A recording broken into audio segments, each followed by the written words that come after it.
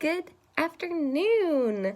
My name is Sarah Green, and this is my e-presentation for my final project, which is going to be a 10 to 12 page research paper. This is for Professor Matthew Duquez for EN497 Native American Literature. Good afternoon, Professor Duquez.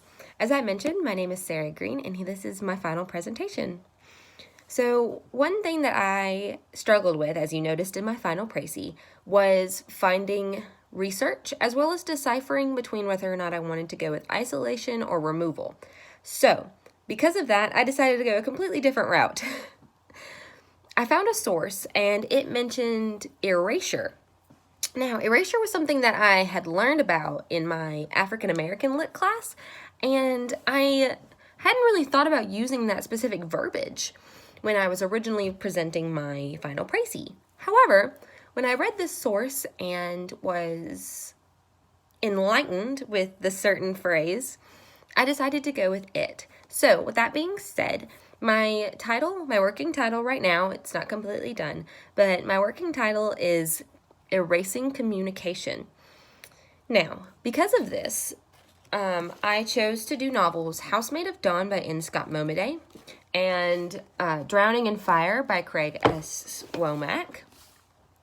I chose these two novels because of how similar they are and how they both look at isolation and culture and removal. However, I noticed that they are very different in the portrayal of their characters. For example, in Drowning in Fire, the main character is homosexual, and in Housemaid of Dawn, he is not. So it's because of that I had a little issue trying to find more sources. But I was able to find more, and I'm still looking for more just to make sure I have a plethora of sources to completely dive into my project on Monday. So, my thesis that I decided to go with, I decided to switch it up a little bit from my final précis, just make it a little fluffier, make it sound nicer. And so I chose to do, this is my thesis. Through these novels, characters are unable to communicate correctly and accurately due to the erasure of their culture and language. This will lead to isolationism and alienation amongst themselves and their community. So, I plan to look at that thesis throughout these novels and kind of describe how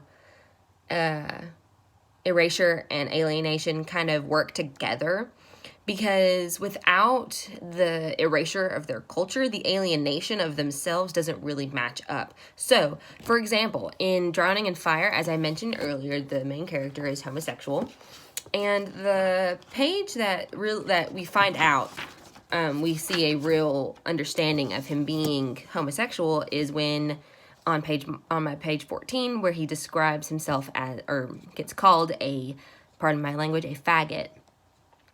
And unfortunately for Josh, as he says, would it be better in 7th grade? He didn't have to endure the burning shame of choosing teams. So he goes on to say that he felt more comfortable spending more time around the girls because he didn't have to choose, and he just didn't want to play kickball. He wanted to hopscotch, things like that. And so in Housemaid of Dawn, the character is not homosexual. So there's a difference there, because Josh in this novel could be alienated because of his choice of sexuality, rather than his culture. So this novel was especially difficult for me to try to read and understand, but I was able to. And I learned that Josh, because of his sexuality, feared hellfire. And so with him being Native American, they didn't really believe in hellfire. So with him, with Womack writing that way, led me to understand that, okay, so Josh is a Christianized Native American. So it took a little time for me to understand really where I wanted to go with this topic, as well as through these books, but I was able to find similarities and differences, and I can't wait to present my final paper to you through Canvas and allow you to read it. I thank you so much for your time, and I hope you have a great Christmas break. And thank you so much for everything that you've done this semester. I've truly enjoyed it. I can't wait for you to read my paper.